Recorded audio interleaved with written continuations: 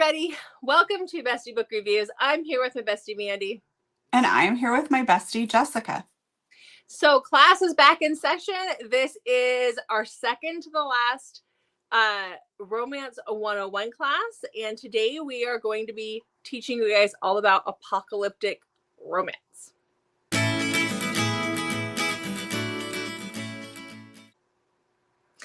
So the reason why this one is second to the last is because a lot of the times apocalyptic romance can get darker and have a lot of dark elements to it. So that's why it is towards the end of our series here. I personally really like apocalyptic romance. It is a harder genre, or harder trope to find. And it's a harder trope to find that's done well. And so we have some. You've only read the one that you're going to talk about that yes, we both read this year.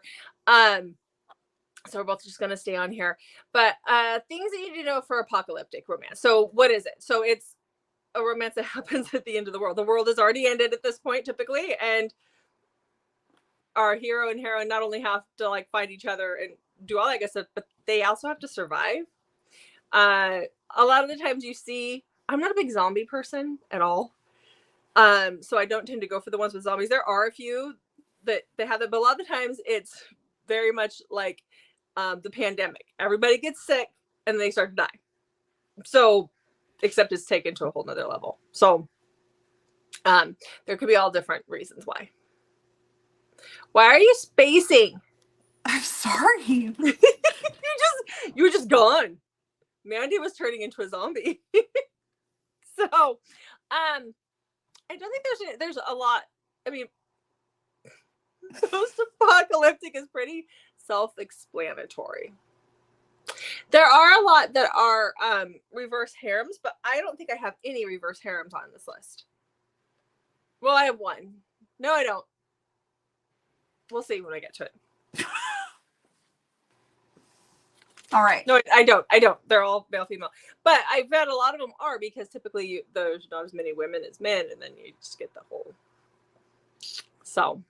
But I do love the aspect of we've got to survive. So, okay. So you ready? Yes, you can go first because I haven't read much. I've only read one trilogy. Mm-hmm. Well, I'm going to start you guys off with my teach very us first. Your ways. I will teach you my ways. So this is my very first. This also is kind of fantasy, paranormal. I mean, it kind of falls into all those categories. But this is my first post-apocalyptic romance, and I probably shouldn't have read it when I did, and I'll explain why, but it's really good. So this is a 4-book series, and this is Pestilence by Laura Thalassa. This is probably the most popular book on the list because Laura Thalassa has made a name for herself with this series and her Bargainer series. But this is about Pestilence, and he's a four horsemen of the apocalypse. He's the first one. And then you have Sarah, who is a firefighter, female firefighter in Winthrop, which is in British Columbia. Like seriously, right here from my house. And they knew he was coming, because what happens is all the 4 horsemen show up, then they disappear, and then they come one by one. And so they knew it's the end of the world. They've lost their power. People are just trying to survive, and they're hearing about Pestilence. And as Pestilence goes, he's riding his big white horse, and he is the pale horse. And as he's, going from town to town on his horse, people are just dying. They're dying of Pestilence as he leaves the town. And so she and a few of the other firefighters, they've gotten word on the radio that he is on his way to their town. He's coming down the road. He's on his way there. And so they do, I'm gonna put this over here. So what they decide is they draw straws to see who's going to be the short straw who stays behind to try and their matches, but to try and eliminate Pestilence and save the world. And so she gets the short straw, or the short match, or the burnt match, or whatever it was. And so she has to stay behind while her family and everybody else has gone ahead. And so she waits on the side of the road for him, and she lights him on fire, I think is exactly what she did. Anyhow, she tries to kill him. It doesn't work. So then he tries to retaliate against her once he regenerates, and because she thinks she's done it. But no, these guys are the 4 horsemen of the apocalypse. They're not just gonna die. And so when he sees her, he's like, I'm going to take you with me as punishment. There's something about her when he sees her where he can't just kill her right away. So like he takes her with him on this, road trip of death. And the reason why I said I probably shouldn't have read it when I read it is I read it in early 2020. And it was at the height of the apocalypse. We'd just been put in shutdown here. And this story takes place where they're in Winthrop and then they go across to Vancouver Island and then they come back to I-5, which is the main highway that goes from Washington all the way down into California, and they go down into Seattle. So basically they come back to where my house is and they go down. And so it was very, these people, they're all dying of illness. And it was just very, it was probably not the best time to read it. It was creepy, but this series is so good. War is actually my favorite, which is the second book, but I love all of the books. They were all 5 stars for me. So definitely pick that one up. As a post-apocalyptic. I would just like to clarify, Jessica's not trying to rewrite history. We were not in the middle of a apocalyptic time. No. Did I say apocalyptic? Yes, you said we were right in the middle of the I meant pandemic. Pandemic. Shut down. Oh, okay. So this is what happens. Way to exaggerate. No, yeah. Okay, so that was my first one. That's one that I think that, it's a good start, but it kind of throws you into the deep end for sure. But it's a good one. It's a goodie. So, the next one that I have was, this one is not a complete series. There's several books out yet. The author takes a while to write her books for whatever reason. But I have enjoyed what I've read. So let's just put that out there. So this one, and I also have to say in the first book, it's a very short book. There isn't a lot of, there's no romance in the first book at all because our characters don't meet until the second book or the end of the first book. I can't remember exactly, but that is Broken by Imogen Keeper. You can actually get this. You can see this is little. This is very little. They have them on Amazon as a bind up now, where you get like I think the first 3 as a book, and then the next 3. I think there's 6 books out right now in this series, but this is sorry. This is about Frankie and York. So there is an illness that is going around. And they're calling it the French disease or the French illness or the French something. It's French something because it started in France. And everybody's getting sick and dying. They're getting a high fever and they're dying. And so far, Frankie has been very lucky. Her and her husband, she's married. They don't have children, but she's married. They have been very lucky. They have been, washing their hands like crazy. They mask up. They do what they're supposed to do. And they're living outside of DC. And then you have our hero who is York, and he is an Army Ranger. And he has come home because, the world's ending. So he doesn't need to be out doing the Army Ranger things. He's come home and he's trying to find his brother who is an addict. And he knows that he's in this area. And so he's looking for his brother. And as he's walking up and down the streets of DC, he sees this woman that he's like, man, look at that butt. Like he was all about her butt. And then she turned around and he was like, oh, she was absolutely gorgeous. And then he saw her husband, and that was Frankie and her husband. And then we hear, it's a day or two later and Frankie's husband gets sick. And then she has to deal with the aftermath of that. And she seems to have, an immunity to this. She does not get sick.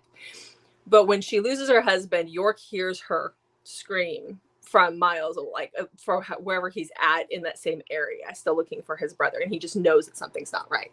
And so eventually they meet up, but this is the start of their apocalyptic story. There's a little boy that gets involved, and it is just, so good, but it is an extreme slow burn. So I'm going to tell you right now, I've read 5 out of the 6, and they're together, but they're not together.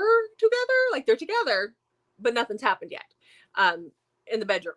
So it is an extreme slow burn, but it is so good. So very good. Okay. Do you want to talk about your book?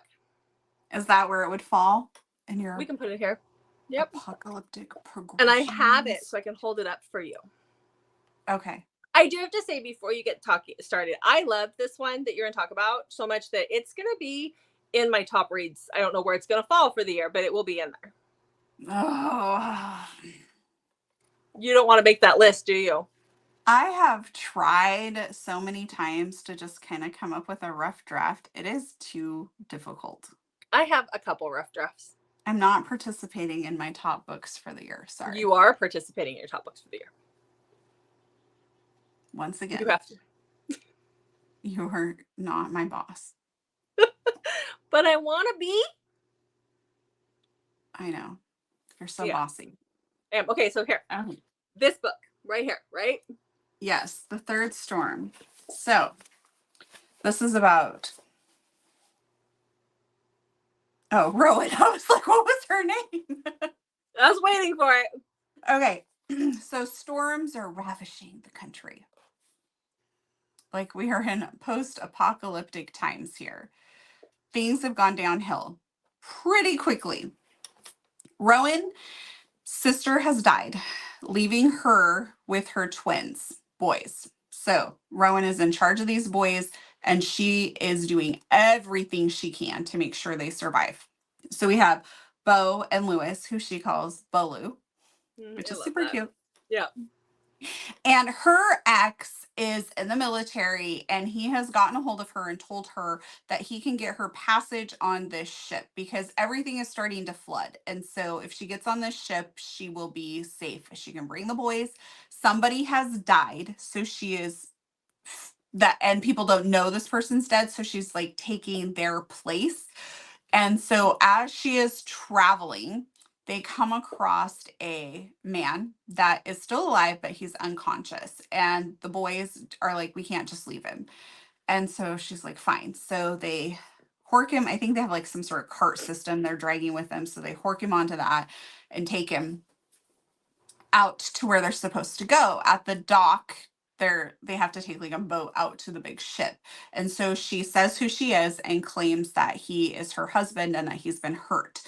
And they travel out to the ship, and he, eventually like comes to. So they're in a little tiny family. It's not, I would call it a family unit, but it's described as a very small space, just big enough for like a bed for her and some like pull down bunks for the boys.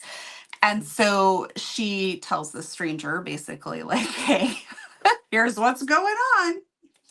And it's like so much stuff starts to happen. It is a trilogy. It's very exciting. Her and this stranger develop feelings, but who is he? Her ex seems a little shady, but maybe he's truly just trying to save her and the boy's life. How is he going to take it when he finds out that she snuck this other guy on the ship? And so there's just so many things going on that unfold over these 3 books. It's very captivating. You can't put the series down, like our trilogy. No. You have to just keep reading, but it's very, very good. And yeah. Yeah, you get thrown in at the deep end, and the excitement through the whole book, it just goes. And it keeps you very, very much intrigued and just, I was sucked in the minute I started. Definitely. Yeah. That was a life choice for me for several days, that book. Yes. And I feel like that for an author, you really have to paint that world and get people sucked in quickly because it's such a different vibe. So if you can't get people hooked with how you're portraying what the world is like, then you're gonna lose people. And this book really sucks you in. So you are like right there. Exactly. Yes. Yeah, you are. All right. Okay. So what do we read next? Okay. So I've only read one of these books in this series. So Claire Kent has a series. She has Last Light, which is what we're going to talk about, and it's not necessarily the first book in the series, but it's almost like a prequel to the series. And then she has a series that is post-apocalyptic that I have not read yet. Shockingly, I know, but I have read Last Light, and I really liked Last Light. I gave it 5 stars, so obviously I really liked it. So this is about Lane and Travis. So this is an age gap as well. So there's a 10-year age gap between them. So the world has fallen apart 4 years prior. And this is another one where people just get sick and then die. And right as the book is opening, Travis is burying his family, his child. He loses his child immediately in the beginning of this book. They thought that they were safe, and turns out no. And so Lane and Travis know of each other. They live in the same small town, and he's the mechanic. So they know of each other, but there's an age gap there. They don't actually know each other. He was married with a child, and he's lost both. But they have to get they decide to go to Fort Knox, because that is where survivors are supposedly at. And so that is where each of them make the individual decision to head that way. Along the way, something happens where her vehicle is not working anymore. And then Travis comes along and finds her, and they're both in pretty crummy situations of, emotionally and stuff. And they decide to go together. So they have to survive in this journey across the country to get to Fort Knox, and there's a lot of things that come up along the way. And so this is their story and how that plays out. But the rest of the stories take place in a community that's been built up of these survivors. But this was very, very good. This was emotional, and yet just yummy. It was good. It was very good. Claire Kent does a very good job. And like I said, I haven't read the other ones. And part of the reason why I haven't read the other ones is because I know they're going to be good. And so I'm like, well, I know they're going to be good, and I just I want to save them for some time when I'm in the mood for it, and I can't find one that's good. And so then I'm going to read one of those that's good, because that's how my brain, I've told you guys before, that is a toxic trait of mine when it comes to reading. And it is what it is. So there's that one. So the next book that I have, and I know that you guys are all going to be so shocked about this if you've ever watched any of our videos, but it is a Ruby Dixon book. Ruby Dixon does have a post-apocalyptic situation going on. Mm-hmm. So this book is called, now this one's a little more lighthearted, kind of, and more fun. There's dragons. I mean, who doesn't want that? So this is Fire in His Blood by Ruby Dixon. So the world has ended. And you have our heroine, who is Claudia. She lives in this little, in this area because they've had like little compounds that have been established with military running it. And there's like a mayor of each compound. And so she lives in a dugout bus with a friend of hers and her sister, who has she drags her leg, like she's a bum leg, doesn't work properly for whatever reason. So she has to be the sole provider for her sister. Her friend is doing the best that she can to help them all to survive. She is actually selling her body to the military people, because it's said that, there's only so many options for women at this point in time. And so Claudia has become a scavenger. And so she'll scavenge parts in the city. She sneaks out of their little compound area, and she'll scavenge parts, and then she'll sell them. Well, she's gotten in trouble for that. She's been caught for that, because apparently that is a huge no-no. So Claudia is a redhead. And what's happened in the world is there's been a rift that has opened up in the sky, and these dragons came through one day and basically destroyed the world. And so you've got these dragons flying overhead, and there's two different kinds. There's the golden ones, which are absolutely huge. And then there's these red ones who are just really fierce, and they're smaller, but they're very fierce. And they're all attracted to the color red. So Claudia thinks she's going to get into all this trouble. Well, the mayor decides that that's not the case. He's going to punish her by putting her out as a sacrifice to one of these dragons. And so there's been a big golden one that's been terrorizing them lately. And so they dress her up, and they take her to the top of this building, it's like an office building that's been destroyed when the rift happened and these giant dragons came through. And they tie her up to a pole, and they leave her there for the dragon. She's got red hair, she's got red clothes on, to try and get his attention. And boy, does she. So our dragon friend finds her and realizes that is his soulmate, and he transforms from a dragon into a very bronzy looking dude. They can't speak her language at all. So all these dragons are shifters. So I know it sounds crazy, but it's so much fun, and it is actually really, really good. So Mandy's probably dying laughing, but it is really good. So that's this one. So I know. Don't just run out and listen. I am over here on pins and needles.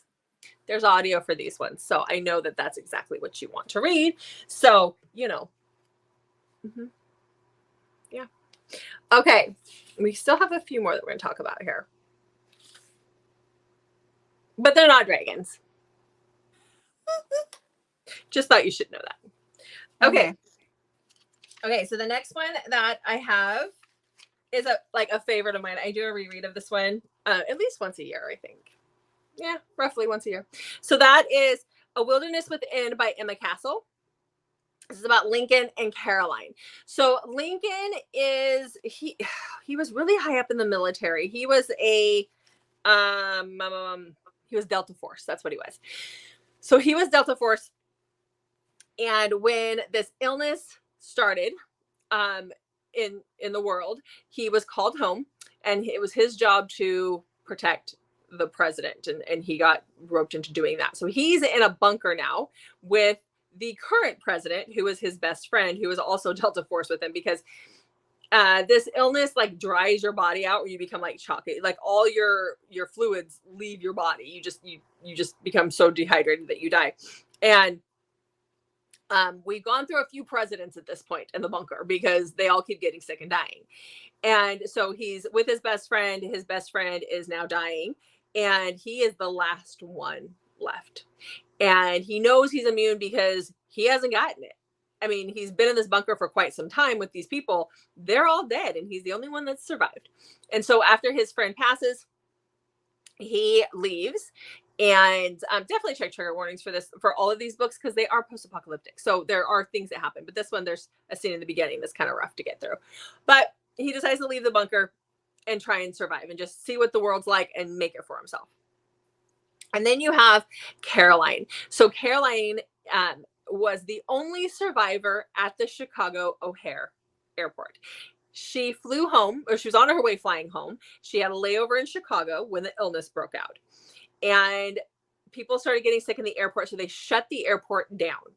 And when that happened, like over, a certain amount of hours or days, everybody died except for Caroline. She is immune to this illness. And so she is the only person to have walked out. And that made like news. It was like a big deal, because she's the only person who's Chicago Airport is huge. O'Hare is huge. So she is the only one who survives that. And so she's out scavenging. She wants to try and make it home, because when she was on her way home when all this happened, and she's got a new niece that she doesn't know what happened to her family. And so she's trying to make it home, and she's scavenging. She's looking for food, and she runs across Lincoln.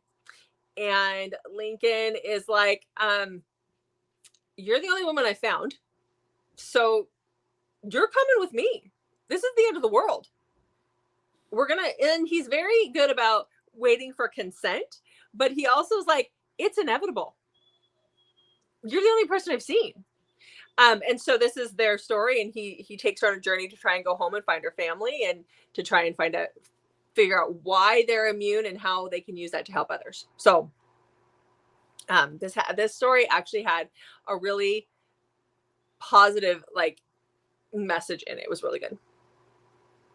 All right.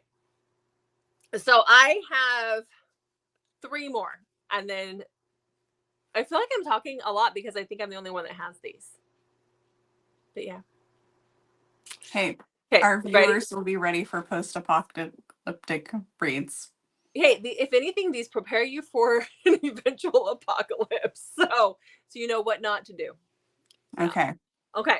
Find the rule, what I'm learning from all these is you find the hot military man and you stick to him, is what, Okay, so this next one, these ones were some of the first ones that I read as well. And if you're just getting started, this is where you probably might want to start. But there's 2 books. It's not a series. There's just 2 books, and they're different characters in each book. But the first one is Flesh, and it's by Kylie Scott. So this is about Allie. So an illness has come through once again, but it's turning people into mindless zombies.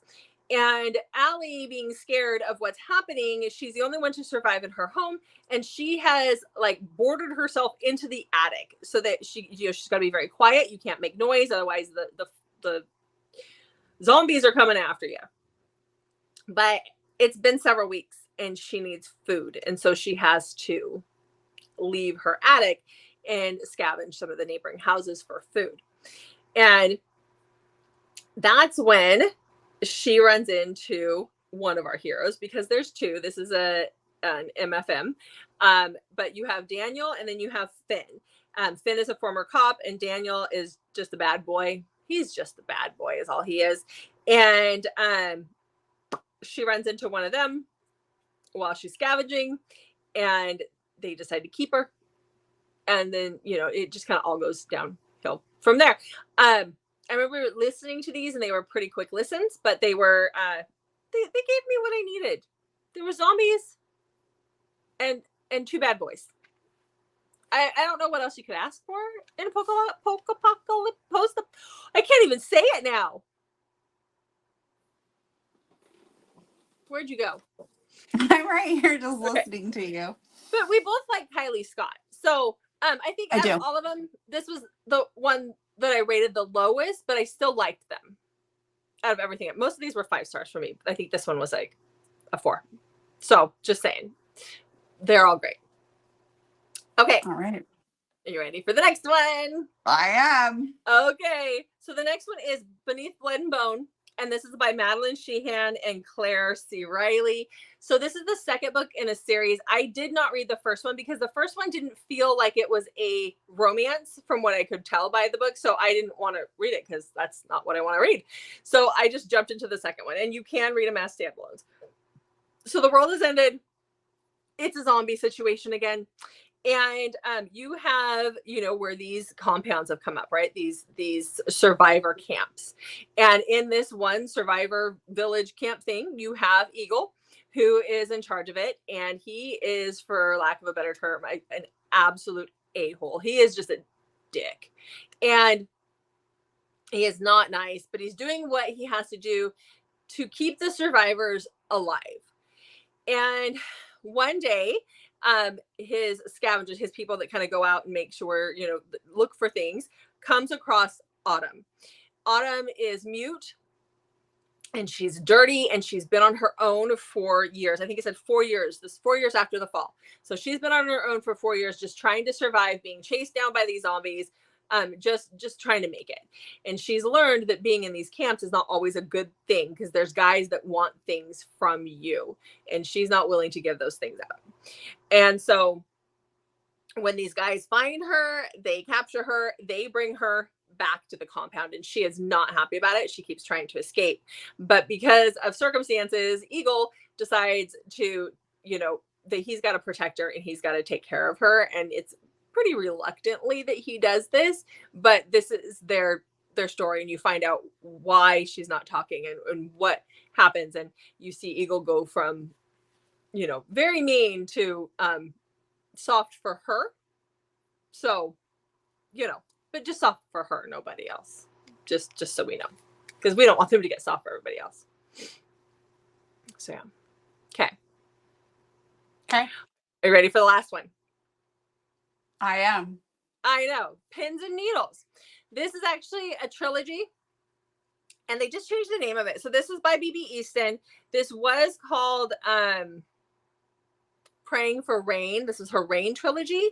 And she just changed the name to Bad Boys Don't Die trilogy. So I don't know why, but that's what happens. The covers got changed and everything. So this is about Rain. Her name's Rainbow. She goes by Rain. And there's something that happened a year before where the world was kind of plunged into darkness. And we know that I think it was like April 24th of the year that we're in here in the book, the world is going to end. Like they have a date. They know the world is going to end and everybody's going to die that day. I think it's an asteroid, if I remember right. Something's coming. They know. So Rain has, you know, she's had a pretty rough life.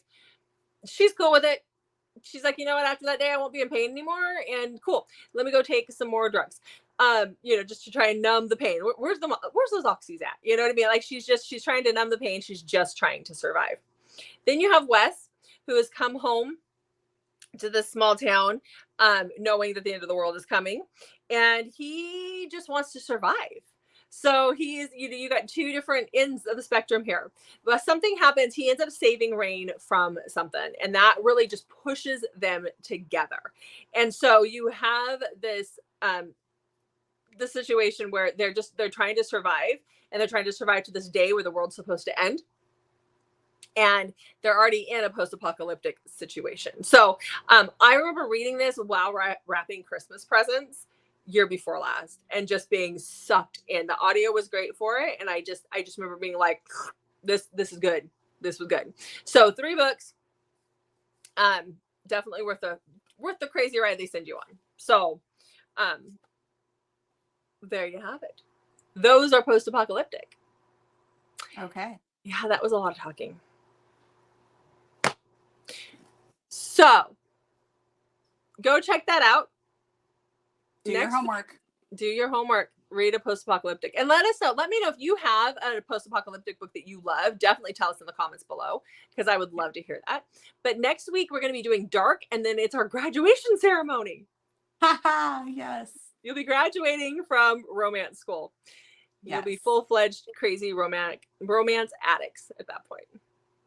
All right, so make sure to check back on Mondays, Thursdays, and Saturdays for new videos from us, and one more Wednesday in 2023 for our last Romance School 101. Make sure to leave us those comments, hit that subscribe button. All right, guys, class is dismissed. Thank you for watching, and we'll see you in the next video.